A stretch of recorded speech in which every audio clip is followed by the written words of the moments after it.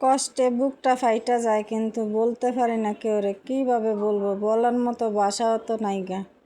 যেদিকে যাই সেদিকে শূন্য খাতার, যেদিকে যাই সেদিকে মানুষের কথা শুনতে হয়। মানুষের কথা শুনতে শুনতে এখন অধৈর্য হয়ে গেছি গা। আজকে 16-17 বছর হয়েছে বিয়ার জীবন, কিন্তু জীবনের সাথে 2টা বাচ্চার জীবনও জড়ায় গেল গা। যদি জানতাম আগে, তাহলে পায়ের নিচের মাটি থাকতে সেরে যেতাম, বা মাটি আছে একটু পায়ের নিচে মাটি থাকলেও সেই সাহসে সেরে যেতাম। কিন্তু বাচ্চা 2টার দিকে তাকাইয়া না সরতে পারি না বাঁচতে পারি। এখন ভিতরটা মনে হয় দুঃখা মরতাছি না। মানুষের কান্দে থাইকা মানুষের বোঝা হইয়া খালি খাইয়াই গেলাম। মানুষ খাওয়ায় কিন্তু কথা কম শোনায় না, কিন্তু সব কিছুই করি, কাজ কাম সব কিছুই করি, কিন্তু দেহের ভিতরে একটা জিনিসই বারবার বাসে, যে জীবনে কি করলাম আর কি হইল। নিজের জীবনটা যদি নিজে বাঁচা নিতাম, তাও মনরে বুঝাইতে পারতাম যে নিজের জীবন নিজে বাঁচা নিছি, কী করবো। কিন্তু বাপ মা এমন দেখা দিবে জীবনে কল্পনা করি নেই। মানুষ বাবা মা বলে যে নিজে করছো নিজে বুঝো গিয়া, ওইটা মানান যায় যে নিজে করছে, নিজে ভুল করছে, যেন নিজে বুঝতে হইবে, নিজে মানাইতে হইবে। কিন্তু বাবা মা দেওয়ার পরে ওই জিনিসটা আর মানান যায় না। সবচেয়ে বড় কথা হলো অনেক কষ্ট লাগতেছে। এই কষ্টগুলি শেয়ার করতে গেলে মানুষ বলবো কি ভিডিও বানাইতেছে, ভিডিও করতেছে, ভিডিওতে আইয়া নিজের কথাগুলি কইতেছে। পার্সোনাল কথা বলা ঠিক না, মানুষ নরমভাবে, কিন্তু না বইলেও পারা যায় না, বাধ্যতামূলক বলা লাগে। কিছু কথা আছে না বললেও পারা যায় না। অনেকের অনেক কথা শুনতে হয়, হজম করতে হয়। বিশেষ করে বিপদে পড়লে বা বিপদ যদি কাছে আসে, তাহলে নিজের মানুষগুলিও পর হয়ে যায়। জানি না কি কারণ। এই মানুষগুলির রূপ, আপন মানুষের রূপ সবচেয়ে বেশি ভয়ঙ্কর, আর ভয়ঙ্করভাবে রূপগুলি দেখায়। কিন্তু ভয়ঙ্করভাবে রূপগুলি দেখায় যাদের টাকা পয়সা আছে বা যাদের আছে, মুখের জোর আছে বা শরীরের জোর আছে, তাদের কথাটাই মানুষ বিশ্বাস করে। আর যারা বোবা হয়ে থাকে বা কথা বলতে পারতেছে না বা বুঝাইয়া বলতে পারে না, ওরা সব সময় অবহেলিত থাকে। ওদের মতো ওরা এত কষ্ট রাখে, মনের ভিতরে এত কষ্ট থাকে, কিন্তু ওরা না কেউ বুঝাইতে পারে না কেউ বলতে পারে। আর যাদের টাকা আছে তারা সবাই পারে না যে কিনা একদম কাছে নিয়ে যায়। আর শত্রু মনে হয় সবচেয়ে বড় শত্রু হয় নিজের ঘরের স্বামী। যদি শত্রু হয় একবার, তাহলে আশেপাশের মানুষ, আত্মীয় স্বজন, ভাই বেরাদার সব কিছু সবাই শত্রু হয়ে যায় ওই একটা মানুষের জন্য। মানুষের মহিলাদের মেয়েদের এতই যন্ত্রণা কেন দিল আল্লাহ, আর এত কেন দিল? মেয়েদের কেন ঘর দিল না? মেয়েদের কেন বাড়ি দিল না? নিজস্ব বাড়ি নেই মেয়েদের, কোনো নিজস্ব বাড়ি নেই।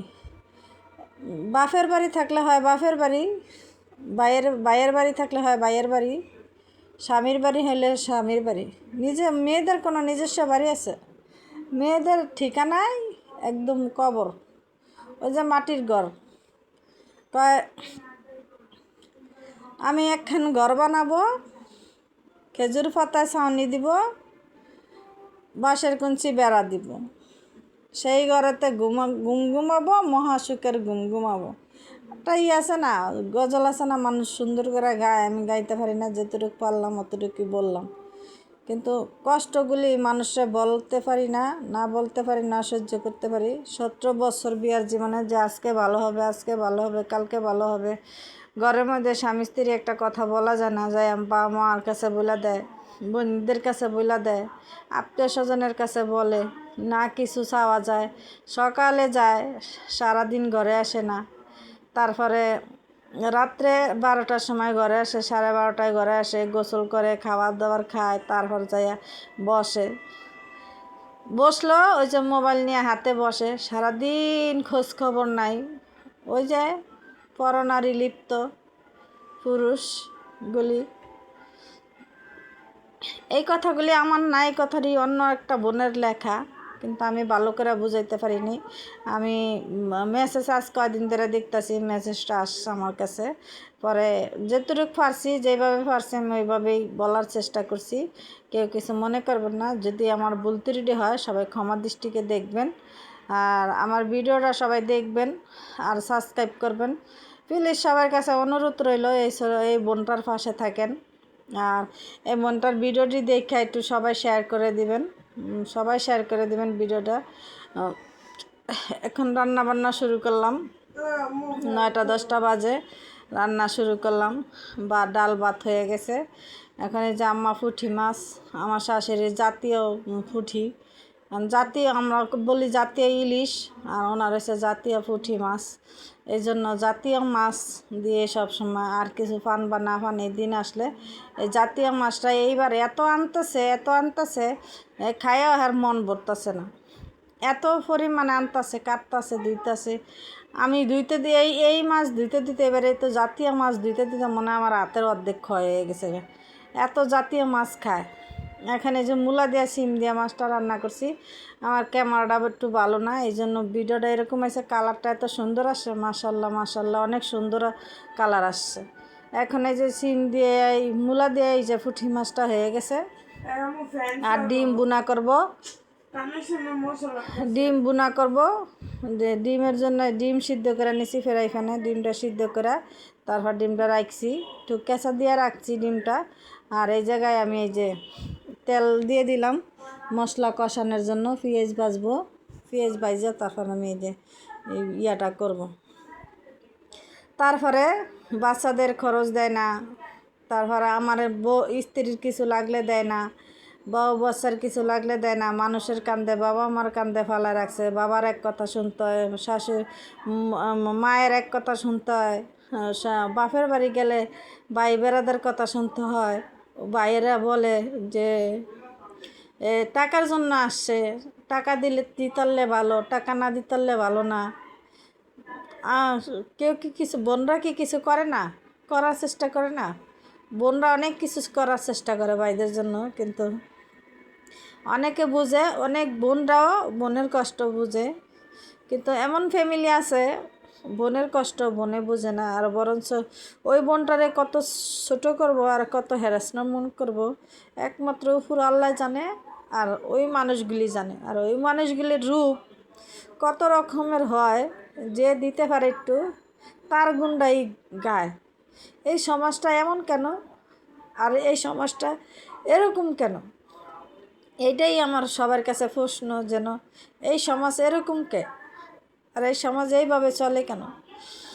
যার আছে তার মূল্য বেশি, আর যার নাই তার কোনো মূল্য নাই, সে মূল্যহীন, তারে কোনো জিজ্ঞাসা করে না, সে খাইছে কিনা সেই কথাটাও খোঁজটা কেউ নেয় না। যা কপালে মানুষের, আল্লাহ হয়তো বা আল্লাহর দিকে তাকায় থাকলে আল্লাহ একদিন দিতেও পারে, হয়তো বা আল্লাহ সামনে ভালো রাখছে, এই জন্য আল্লাহ ভালোটা রাখছে, এই জন্য এত কষ্ট বা এত দুঃখ হয়। তবে আমি সবাইরে বলি যে ভুল ছিলাম না, ভুল আজও নাই, কিন্তু আমি মানুষের কিছু কথা, মানুষ শুধু আমারে হ্যারাসমেন্ট করছে, মানুষ শুধু আমার অপমান অপদস্থ করছে, কিন্তু এই দিনটা যেন ওনাদের জন্য না আসে। আমি দোয়া করি সবাই ভালো থাকুক, সবাই সুস্থ থাকুক, আর সবাই পৃথিবীতে সবাই কোল বইরা থাকুক, কিন্তু আমার মতো অসহায়, আমার মতো দুঃখী যেন কেউ না হয়। আমি চাই না আর কেউর সাথে যোগাযোগ করতে বা কেউর সাথে যোগাযোগ রাখতে, কিন্তু না চাইলেও বাধ্য, এই যে মন টানে, মায়ার টান, মায়া রক্তের বাঁধন, সেই জন্য আর ছিন্ন করতে পারি না। যারা ভালো লাগবে ভাই মিশবাজ, ভালো লাগবে না মিশবা না। ডিমটা ভাজি করে নিতেছি, হয়ে গেছে। ডিম ভাজিটা হইলে ডিমের ভুনাটা শেষ, পরে রান্নাঘরটা পরিষ্কার করব, আস্তে আস্তে সব কিছু পরিষ্কার করতেছি। কাজ কাম করলে মন ভালো থাকে, শরীর ভালো থাকে এবং শরীর সুস্থ থাকে, সেই জন্য আস্তে আস্তে মনে করতেছি যে না, নিজের মনে করে সব কিছু করি, কিন্তু এটি আমার কিছুই নিজের না, আর আমি কেউর আপনজন না, আর আমি কেউর ভালো আমি চাই না নাকি। আর আমি আশা করি আমি আর কেউর ভালো চামু না। আমি যতটুকু পারমু, হাত পাও যতটুকু আছে, যতটুকু পর্যন্ত আছে আমি করবো। যখন হাত পা থাকবে না তখন কারোর দরজা যেন আল্লাহ আমার না নেয়, আল্লাহর কাছে এই কামনা। যদি আল্লাহ নেয় এটা তো আর কিছু করার নাই, যে আল্লাহ নিছে। আর আমি আল্লাহর কাছে একটাই ফরিয়াদ করি, একটাই দোয়া করি যে আল্লাহ তুমি আমারে মৃত্যুর আগ পর্যন্ত কেউর দরজা আর নিও না। বহুত গেছি মানুষের দরজায়, বহুত অপমান অপদস্থ হয়েছি। আর আল্লাহ তুমি আমার আর মানুষের দরজা নিয়ে না, আর মানুষের কথা শোনায় না। যদিও তুমি শোনাও তাহলে এটা তোমার খুশি, তুমি যাতে খুশি হও আমিও তাইতে খুশি।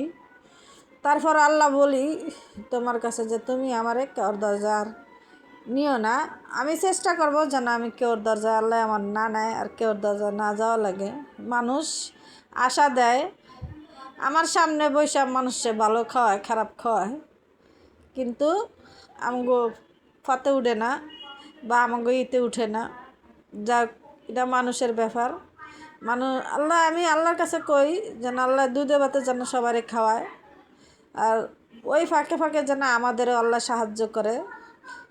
আল্লাহ সাহায্য করলে কয় সন্ধ্যায় বড় লোক, সকাল বড় লোক সন্ধ্যায় ফকির। আল্লাহ কখন কারে কোন দরজা নেয় একমাত্র আল্লাহই ভালো জানে, আল্লাহই জানে। কিন্তু আমরা কোনো দিন জানি না, আর আমরা বুঝিও না। আল্লাহ তুমি সবাই সাহায্য করো, সবাই ভালো থাকবেন, সুস্থ থাকবেন। আসসালামু আলাইকুম।